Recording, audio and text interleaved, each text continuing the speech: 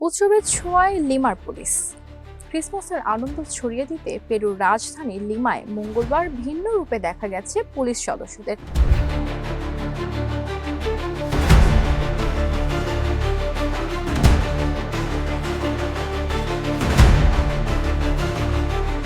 নিয়মিত ইউনিফর্ম ছেড়ে তারা পরেছিলেন উৎসব মুখর পোশাক। সান্টা ক্লজ, গ্রিঞ্চ, এলফ ও নেট ক্র্যাকার সেজে মোটরসাইকেলে করে শহরের রাস্তায় বের হন পুলিশ কর্মকর্তারা।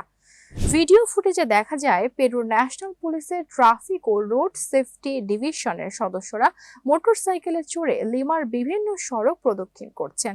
এ সময় তারা সমন্বিত নাচ পরিবেশন করেন এবং মোটরসাইকেল অ্যাক্রোবেটিক কৌশল দেখান, যা পথচারীদের দৃষ্টি আকর্ষণ করে।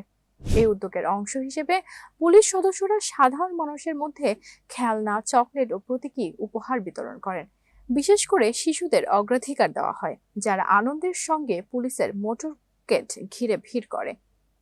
পেরুর ন্যাশনাল পুলিশের তৃতীয় শ্রেণীর টেকনিশিয়ান জ্যাসমিন হুয়ামান বলেন, যে কোনো শিশু আমাদের কাছে এলে আমরা তাকে শুধু একটি হাসি দিই না, বরং প্যান্টন, চকলেট কিংবা ছোট একটি উপহারও দিই।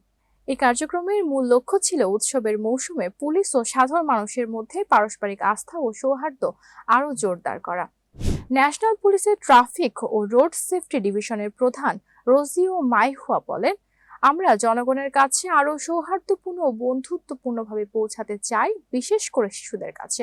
রাস্তায় নামার আগে পুলিশ সদস্যরা নিজ নিজ ইউনিটে পোশাক ও মেকআপ প্রস্তুত করেন। পরে রাজধানীর বিভিন্ন স্থানে সংক্ষিপ্ত ক্রিসমাস শো পরিবেশন করেন তারা।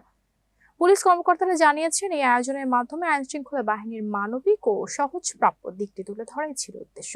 একই সঙ্গে জননিরাপত্তা নিশ্চিত রাখাও গুরুত্ব পেয়েছে।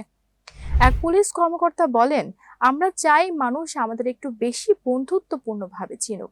আমরা আনন্দ দিচ্ছি, এইটা সত্যি, তবে এই ইউনিফর্মের মাধ্যমে আমরা আশাও ছড়িয়ে দিতে চাই।